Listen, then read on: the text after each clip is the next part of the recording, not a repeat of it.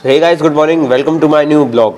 तो आज रुख करते हैं अपने इतिहास की तरफ, अपने विदिशा के इतिहास की तरफ। तो हमारे विदिशा में ऐसी ऐतिहासिक बहुत सारी इमारतें हैं जो कि हमारे विदिशा को बहुत ऐतिहासिक बनाती हैं, बहुत अच्छा बनाती हैं, पब्लिक को अपनी तरफ अट्रैक्ट करती हैं, विदिशा की तरफ अट्रैक्ट करती हैं। कुछ ऐसी चीज़ें, उनमें से ही एक है बीजा मंडल, जो कि विजय मंदिर के नाम से भी जाना जाता है। तो वैसे तो उसका नाम बीजा मंडल है, उसका पुराना नाम था विजय मंदिर। मुगलों के आक्रमण के बाद उसका नाम बीजा मंडल कर दिया गया। मैं उसकी भी हिस्ट्री एक्सप्लेन करूंगा। बीजा मंडल काफ़ी अच्छी जगह है, जहाँ पर एक म्यूज़ियम है। अगर म्यूज़ियम के अंदर का व्लॉग बनाने की मुझे परमिशन मिली तो वो भी मैं आपको ज़रूर बताऊंगा।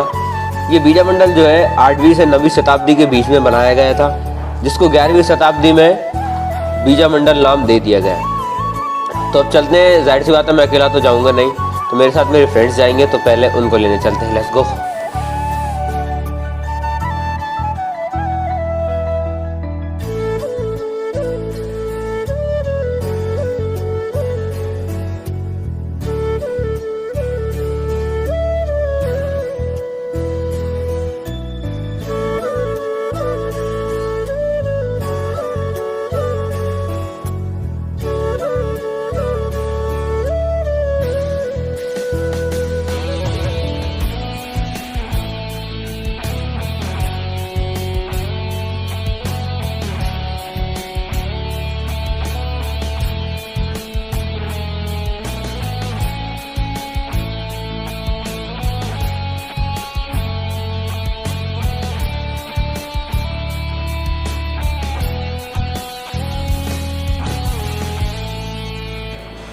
तो अब बीजा मंडल में आ चुके हैं।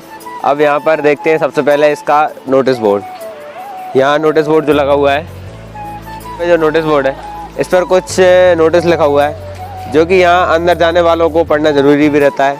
यहाँ पर आपको क्या क्या सावधानियाँ बरतनी है और वगैरह वगैरह बहुत सारे रूल्स हैं। यहाँ पे 3 बोर्ड लगे। बीजा मंडल की कुछ हिस्ट्री भी है जो कि इस बोर्ड पर लगी हुई है। इसका मैं फ़ोटो डाल दूँगा, जिससे आप इसको पॉज कर पढ़ सकते हैं। Let's go. अब इसके अंदर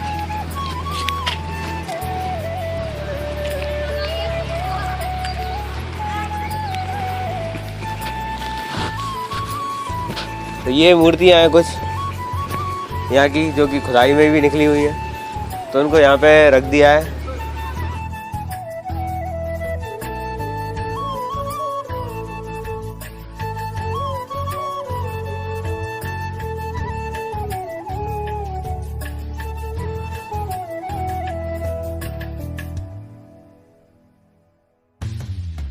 तो बीजा मंडल में तो हैं, अभी देखते हैं। यहाँ चट्टानें हैं छोटी छोटी, जो कि खुदाइयों में निकली है। तो अभी जो सीढ़ियाँ हैं, सीढ़ियों के ऊपर भी चढ़ कर देखते हैं क्या है।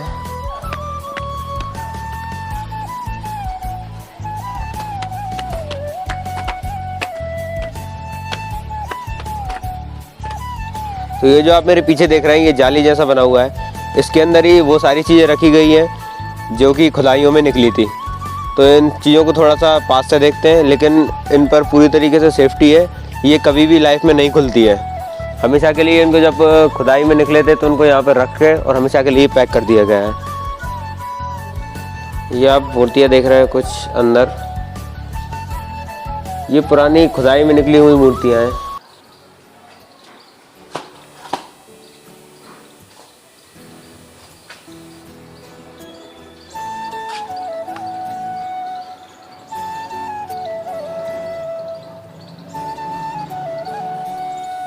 ये जो मूर्तियाँ दिख रहा है, इन पर अनुमानित इनकी सन भी डली हुई है, इनकी डेट भी डली हुई है। ये लगभग 1462 का पत्थर है। तो अभी हम जा रहे हैं इस बीजा मंडल के पीछे की तरफ, जो कि थोड़ा सा चढ़ाई करके है। चलते हैं।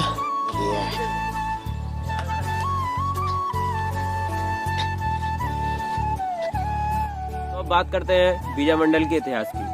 बीजा मंडल प्राचीन समय में हिंदुओं का मंदिर हुआ करता था, लेकिन मुगलों के आक्रमण के बाद ये मस्जिद में तब्दील हो गया था। उस समय इसको विजय मंदिर कहा जाता था। ये बात लगभग 8वीं से 9वीं शताब्दी के बीच की है, तब इसको विजय मंदिर नाम दिया गया था। मुगलों का आक्रमण लगभग 11वीं शताब्दी में हुआ। औरंगजेब आए, औरंगजेब ने इसका फिर से निर्माण करवाया, जिसके बाद इसका नाम बीजा मंडल कर दिया गया। उसमें जो कि हिंदुओं की जो मूर्तियां थी उसे संग्रहालय में एक ऐतिहासिक इमारत के रूप में रख दिया गया, और जो उनकी पुरानी मस्जिद की मूर्तियां थी वो एक सेफ में जाली लगाकर रख दी गई है। अभी जहां मैं बैठा हुआ हूँ ये बीजा मंडल के पीछे का एरिया है, जहाँ पर कि एक अच्छा सा गार्डन है, और इसके अलावा यहाँ पर तो खम्भे भी हैं जो कि यहाँ पर एक मस्जिद के होने का अनुमान देते हैं। और उस मस्जिद का नाम था आलमगीर मस्जिद, जो कि बाद में मिटा दी गई थी। वो पूरी नहीं बन पाई थी, आधी ही बन पाई थी, लेकिन उनके स्तंभ जो है वो तैयार हो चुके थे, इसलिए उनके स्तंभ को एक ऐतिहासिक इमारत के तौर पर यहीं रख दिया गया है। ये दोनों साइड में मैं दिखा दूंगा, अभी साइड में है दोनों स्तंभ। तो अब अगर बात औरंगजेब की हो रही है तो अब बात करते हैं मुगल शासक की, मुगल साम्राज्य की। औरंगजेब को मुगल साम्राज्य के पतन का कारण भी माना जाता है, क्योंकि बादशाह अकबर ने जो एक तरह से कह सकते हैं बादशाह अकबर ने जो इमेज बनाई थी वो पूरी औरंगजेब ने खत्म कर दी है। मुगल साम्राज्य का सबसे अच्छा शासक अकबर को माना जाता है, शहंशाह जलालुद्दीन मोहम्मद अकबर जिनका पूरा नाम था। ये किसी इंट्रोडक्शन के मोहताज नहीं है, इनको आप और मैं ही नहीं बल्कि पूरा देश बहुत अच्छी तरीके से जानता है। इन शासक ने मुगल साम्राज्य को काफी ज्यादा फैलाया था, परंतु जब औरंगजेब इनका वंशज था उसने सारे रिश्ते नाते तोड़ दिए और हर जगह आक्रमण करना चालू कर दिया। उसके बाद अलाउद्दीन खिलजी ने भी, ये भी एक बहुत ही क्रूर शासक था जिसने मूर्तियां तोड़ी, मंदिर तोड़े। इसके अलावा महमूद गजनवी, उसमें भी कई बार भारत पर उसने आक्रमण किया, मूर्तियां तोड़ी, मंदिर उजाड़े, वहाँ के गहने मूर्तियां सब लूट कर ले गया। उनमें से ही एक नाम आता है विदिशा के विजय मंदिर का, उसका भी उसी के द्वारा खनन किया गया। मूर्तियां उसने तोड़ दी, कुछ जो बची थी वो धंस गई, खुदाई कर करके उनको निकाला गया और यहाँ पर एक म्यूजियम बनाकर उनको रख दिया गया। तो म्यूजियम में तो ज्यादातर हमें कैमरा ले जाने की परमिशन नहीं है, बाकी हम पूछकर आपको जरूर दिखाएंगे। इसके अलावा यहाँ पर बावड़ी है, हम बावड़ी भी दिखाएंगे और इस बावड़ी की जो सच्चाई है वो भी आपको सुनाएंगे, तो वीडियो में आखिरी तक बने रहे। मस्जिद की मैं बात कर रहा था, उसके जो खम्भे हैं वो एक तो ये रहा और एक उस तरफ है, देखा। तो एक खम्भा ये इस तरफ है जिसका नाम था आलमगीर मस्जिद। मस्जिद का निर्माण तो पूरा ना हो सका, लेकिन उसके जो खम्भे थे उसकी कुछ दीवारें थी जो कि आधी अधूरी बन चुकी थी। ये जो आप सामने देख सकते हैं ये भी दीवारें हैं जो कि मस्जिद के काम चालू होने की निशानी है, जो कि पूरी तैयार नहीं हो सकी थी, तो उनको एक ऐतिहासिक इमारत के तौर पे यहाँ पे रख दिया था। अब चलते हैं पहले यहाँ के व्यू की तरफ, फिर यहाँ की बावड़ी देखेंगे। Let's go. यहाँ पर ये बहुत ही सुंदर गार्डन है, तो अपना भाई लगा हुआ है चढ़ने।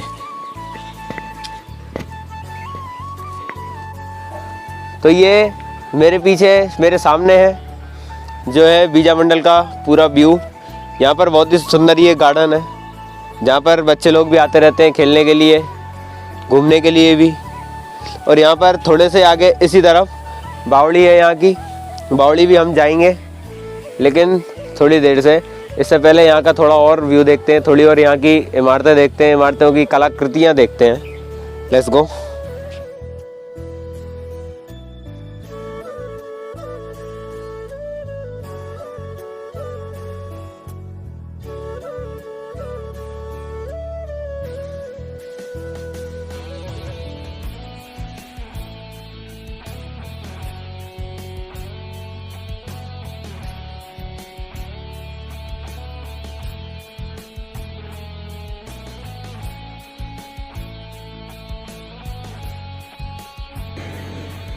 ये मेरा वेट कर रहा है अभी।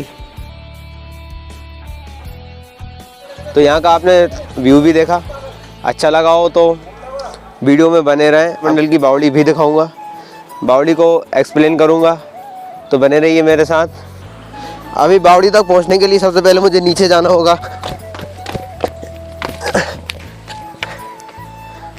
बावड़ी क्या है, पीछे की तरफ है। अभी हम बावड़ी वहीं पर इसका थोड़ा सा शूट लेंगे, चलते। अभी हम पहुंचने वाले हैं बावड़ी की तरफ। जब तक यहाँ का जो गार्डन है इसका व्यू देखते हैं थोड़ा सा। Let's go.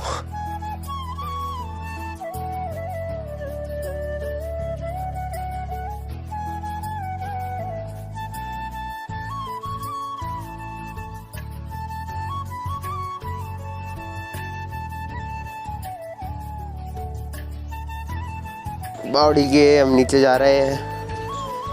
ये बावड़ी ज़मीन के अंदर है, अंदर ही नहीं काफ़ी ज़्यादा अंदर है।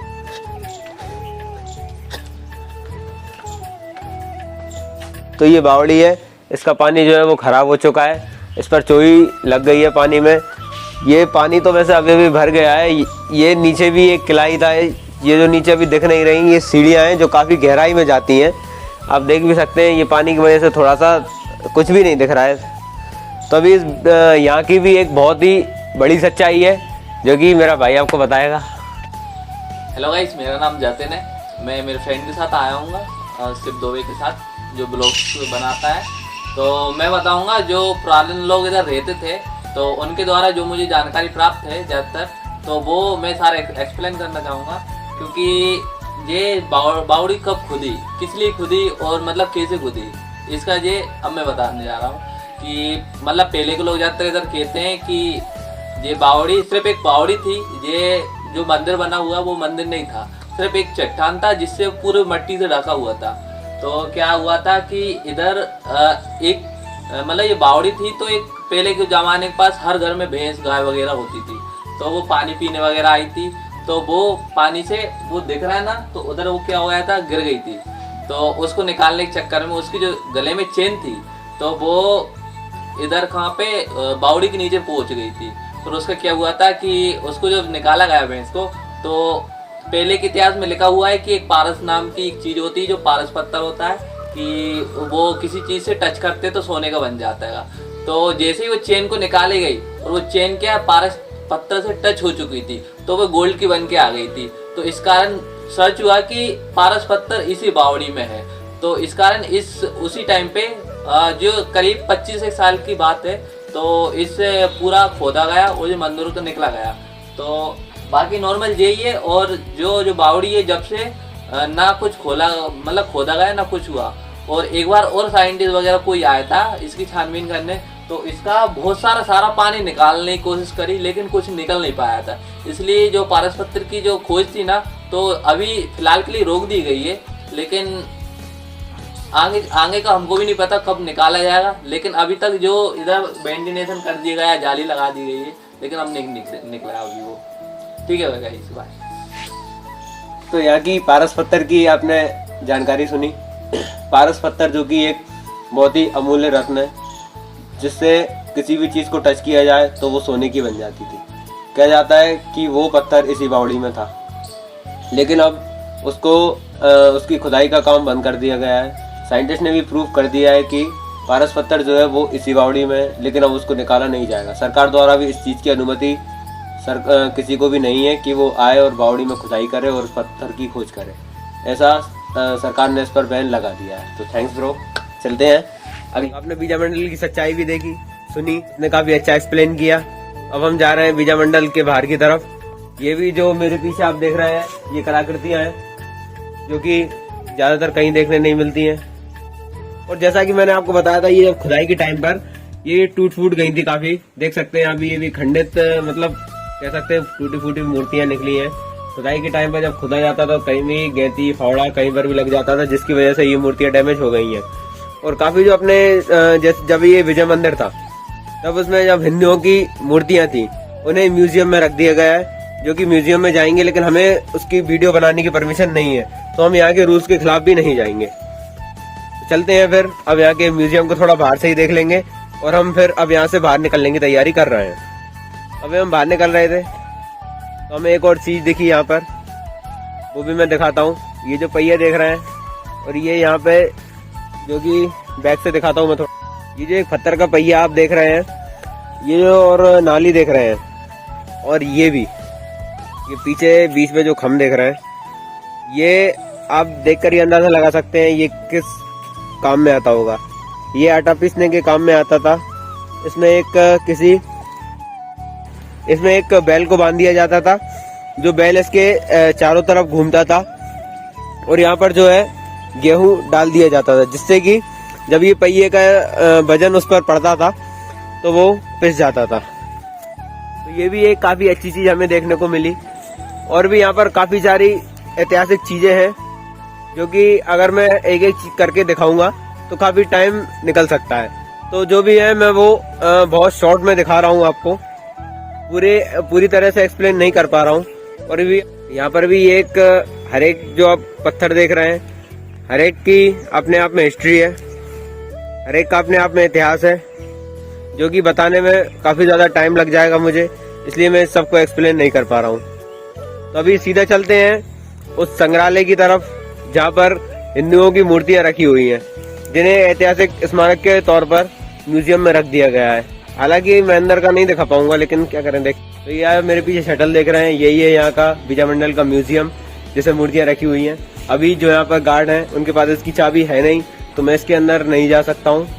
तो हम किसी और दिन आएंगे इस म्यूजियम को देखने, और म्यूजियम को देखने आएंगे तब हालांकि मुझे यहाँ पर कैमरा चलाने की परमिशन तो नहीं होगी, लेकिन फिर भी मैं जब आऊंगा तो इसको बाहर से एक्सप्लेन जरूर करूंगा। तो ये था विजयमंडल का ब्लॉग। अगर आपको विजयमंडल का ब्लॉग पसंद आया हो तो वीडियो को लाइक करें, और अगर चैनल पर नए हो तो सब्सक्राइब करें। Thanks for watching.